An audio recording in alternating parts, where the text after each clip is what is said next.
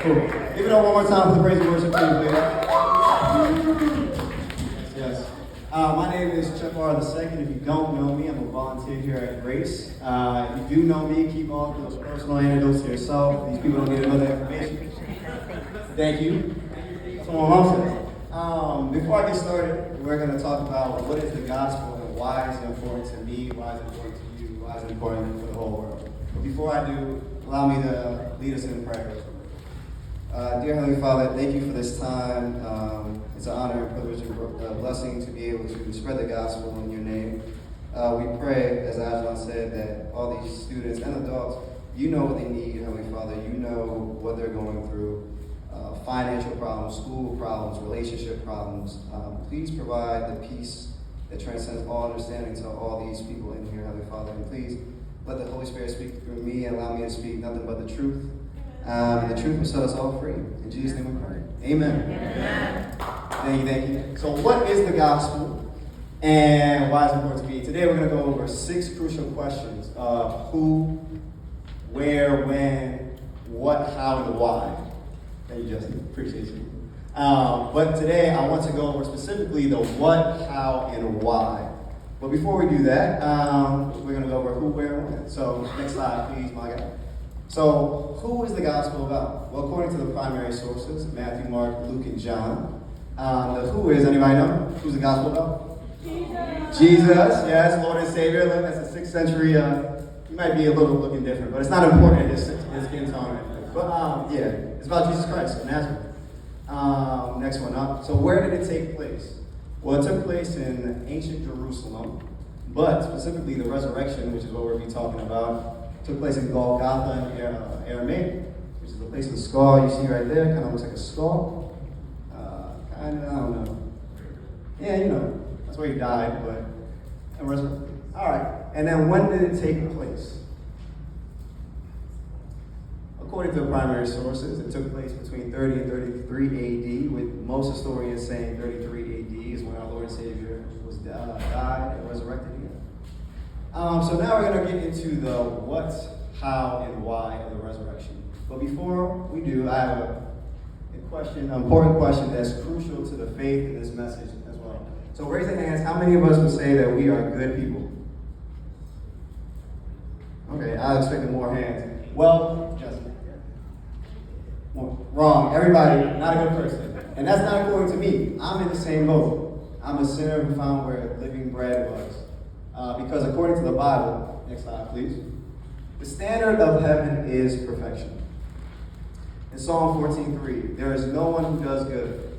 Romans 23:23, for all have sinned and fall short of the glory of God. None of us are good as God defines good. Now we may be thinking like, well, Chad, I give back to the community, I do well in school, I don't cheat most of the time, I don't kill people. But according to God, that doesn't make you good. He makes us good. So this is what is the gospel.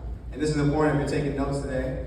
The gospel is the good news that Jesus came to rescue us from sin, repair our relationship with God, and restore our purpose. So one more time, if you're taking notes in the pamphlet or the handout.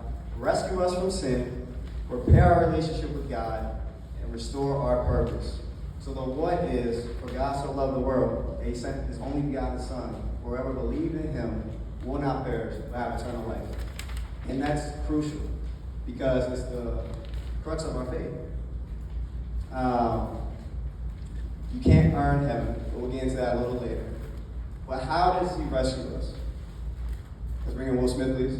One more clip. Thank you. There goes Will Smith. Y'all know him. He did it through the cross. The resurrection. And I have this brief video, and we'll get to more of how the resurrection saved us, but I have this brief video that we'll watch. Hopefully it works. Pray it works. Now let's see. Michael, I did nothing. I did absolutely nothing, and it was everything that I thought it could be. They don't know that, right? Most of these people are too young to know what that movie's from.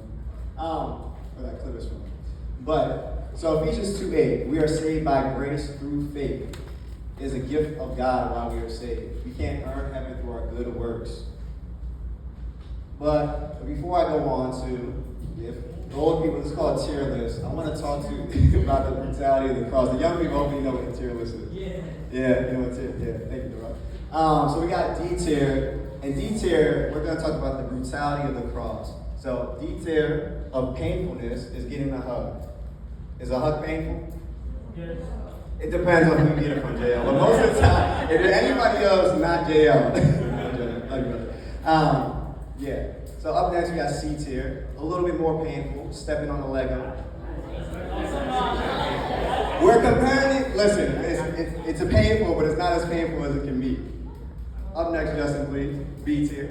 This one actually hurts. This one happened a lot when I was a child. Getting hit in the ankle with a razor scooter, it actually hurts. So it's not quite S tier because we got A tier. Hopefully y'all not too young. You know where this movie's from. You know what this is. You know who's dying in this? My childhood. Mufasa. That's who died in this. Rest in peace, James Earl Jones, the voice actor who played Mufasa. That's a sad meme. But in all that, now we have S tier, the cross. The cross was so brutal. Jesus Christ went through mockery, flogging, had to wear a thorn of crowns. He got whipped. He got, his legs were broken. In fact, this is what the Bible said. So really it's S+++. That's how brutal the cross was. Yeah, one more. Thank you. This is what the Bible. This is the Bible. What the Bible says about the brutality of the cross. The prophet Isaiah prophesies for the crucifixion in Isaiah 52:14 that his appearance was so disfigured beyond that of any human being, and his form marred beyond human likeness. Jesus Christ suffered so much, he was beaten so much, that he didn't even resemble a human. Now, I know stepping on a Lego and getting hit in the ankle with a scooter and getting a hug from somebody that JL doesn't want to get a hug from hurts. But this transcends all that. And the question that we're going to get to is, why did he suffer? Why did he go through all this? But, one more. Thank you. The resurrection. Matthew chapter 28, verses 5 and 7. Don't be afraid, he said. I know you're looking for Jesus who was crucified. He isn't here. He is risen from the dead, just as he said would happen. Come, see where his body was lying. And now, go quickly and tell his disciples that he is risen from the dead, and he is going ahead of you to Galilee. You will see him there. This is one of the teaching texts tonight, and what we want to focus on is that these verses reveal without the crucifixion, there will be no resurrection. Without suffering, there will be no salvation. And oftentimes this relates to us in life, and we'll get to that a little bit later. But without the crucifixion, there will be no resurrection. It's important to our faith. And it really goes into the why. Will Smith again. So why did he suffer this? Why did he go? Why would a human being who's also a God, but why did Jesus go and suffer the cross? Well, the answer is you. Me, you, everybody in this room. God has a plan for all of us. He suffered out of his great love for you. Now, I know it might not seem like it, especially when you're younger. When I was 6th grade to 17, my mom was in the room. She can tell you I wasn't in the church. I grew up in the church, but I was like, Jesus loves me. Okay, so what? I didn't understand the meaning behind him dying for me. Like, I knew he died on the cross. I knew, okay, cool, he's the Son of God, all that type of stuff. But he died for me. That doesn't make sense to me. But he truly died for each and every one of you in this room. He has a purpose for your life. Next slide, please. So, hopefully, if the Holy Spirit, spoke through me, I did a decent enough job. You may be at this point like, okay, I understand, church. I can't earn salvation. It's not by good works that I'm saved. It's by what Jesus did, his blood and sweat on the cross. But what should we do? Can we just go out and live our lives like we normally do? Can we keep sinning? Well, Apostle Paul, in Romans 6:1-2, he answered that question. What shall we say then? Shall we go on sinning so that grace may increase? By no means. We are those who have died to sin. How can we live in it any longer? So this slide, what I'm trying to get at here is purpose. Now, grace, yes, but what Paul's saying, do not let grace increase. Do not keep on sinning. That way, as a form of cheap grace, as a way to say, okay, Jesus, you died for me, I believe in you, cool, but I'm going to still do my things my own way. He has a purpose for your life.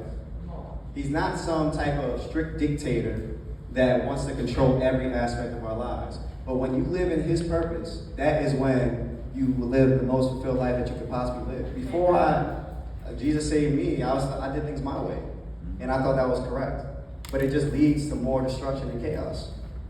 I know for the younger people, for the older people, they can tell you. All the people in here can tell you. There are things that we all did where we're like, I shouldn't have done that. Because we weren't following God. We were following our own desires. I was following Chet's desires and what Chet wanted to do.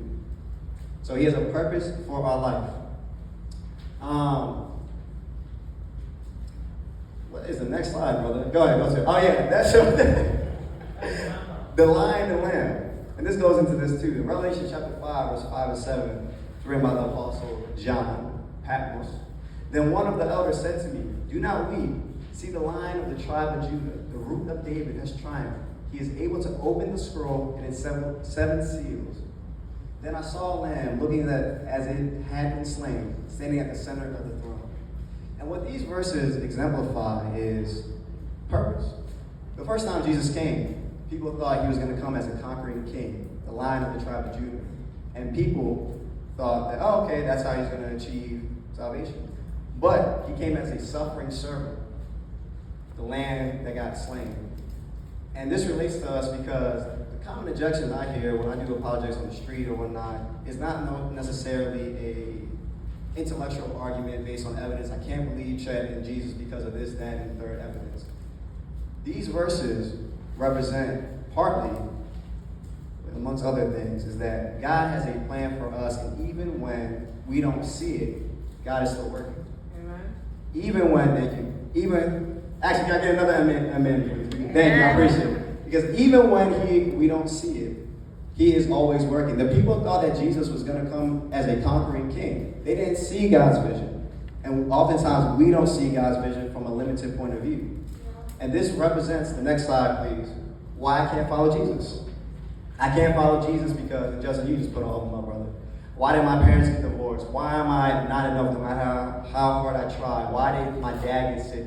Will I ever fit in? Why is my friend suffering? Why won't this addiction leave me? God did not intend for suffering to happen to you. God has a better plan. But even amongst the suffering, he is with us. Why did I fail the test? Why did I get into the college I wanted to get into? Why did I got rejected by this girl, this boy? Why did my mom die? Why did my father leave me? Why does it seem like I'm not loved? Why can this addiction not leave me? And if God is so loving, like you say, why is he allowing me to experience all this? I know, I had the same questions. A big part of the reason why I turned to faith is about my grandma passed. I'm like, what's going on here? But even in the suffering, God is working. God did not intend for us to suffer and go through these things. But we live in a fallen state. But he promises one day to reconcile these things. So as Christians, as believers, we have the hope in Jesus Christ. Now, that's not to say once we put our faith in Jesus that we won't go through these things. Unfortunately, we will. Life has its woes. But in all that, Jesus is with you. Even if your father and mother forsake you, the Lord will be with you. Even if everyone stops loving you, the Lord will love you. Yes. Even if you're going through the worst possible time in your life, there is no resurrection without the cross. He is planning a revival in your life. Yeah. He knows what's best for you and a lot of times too, we think we know what's best, right? So it's like, oh, well, I want things my way because my limited understanding. He has something better for you. You didn't end up with that person, it's not your person to be with. God has somebody better in store for you. You didn't get that job because God has a better job for you. You didn't get, oh, this is breaking in the house. God has maybe even a better house. I don't know. I'm not out here trying to be Joel Osteen. No disrespect to him. But the point is, what I'm trying to get is that God loved all of us so much that he died for you. And I know that might not resonate with some people here, but I'm praying it does. It's not just this random stranger died for me for no reason. He suffered the most brutal death on the cross that one could imagine, and he did it because of you. He has a purpose for everyone in here. You are part of God's plan. We are more similar to a cockroach than the Almighty Creator, yet God wants you to be a part of His plan. He wants you to, not out of He needs us, but He wants us. I mean, how many of us want to be wanted, want to be loved by people? How many times have we got rejected by our friend group? A lot of times. By people we thought were for us. God is always for you. And to honor that, we want to honor Him by doing His purpose. Because His purpose will lead to a better life for you and everybody else around you. We want to be the best versions that we can to each other and for ourselves. So let's get into some recap. YouTube rewind. Thank you very much. Next slide, please. So this is you without Jesus, and that's your hell, which is eternal separation from God. So this is you relying on your good works without the cross. But next slide, please. Now, why are we saved? Somebody? Are we saved because of our good works? Or are we saved because of Jesus? Thank you. That's you with Jesus. You see, you notice it doesn't say, oh, I got straight A's in school, I did really well in my job, I'm better than everybody on the soccer field, on the basketball court. No, look what's stopping the hell punishment. Jesus Christ's work on the cross. Yeah. That's what's stopping that. That's what reconciled us. Next slide, please. And He did it because of our purpose. He wants you to graduate. He wants you to be a doctor, a lawyer, an engineer, an artist, a photographer. He wants you to feed the homeless and give back to the needy and clothe the naked. He wants you to pray and serve in the church, not as a means to earn salvation, not as a means to say, I'm a good person, better than everyone else. But He wants that because that's what's best for you. He wants that because that is what's best for those around you, and this is how you best love and serve and honor Him. So, that's really all I got to say. I'm going to close this in prayer, but as I close in prayer, I'll welcome the worship team back on stage. And I thank y'all for your time. It's been a true honor, blessing, and privilege. Thank you. I appreciate you, Mike. Thank you. I'll go way back. This time, Heavenly Father, I just want to pray for everyone in this room, adult or student, whoever, that your word, not mine, but your word resonated with everyone else, Heavenly Father, as they go into work, as they go back to school, that they know that they are loved through every trial and tribulation, every suffering, that they know that you are with them through the storm. Please, Heavenly Father, as we go out, not just today, but the rest of our lives, please protect and love every one of these people with their love and kindness from Jesus Christ, our Lord and Savior. Amen. Amen.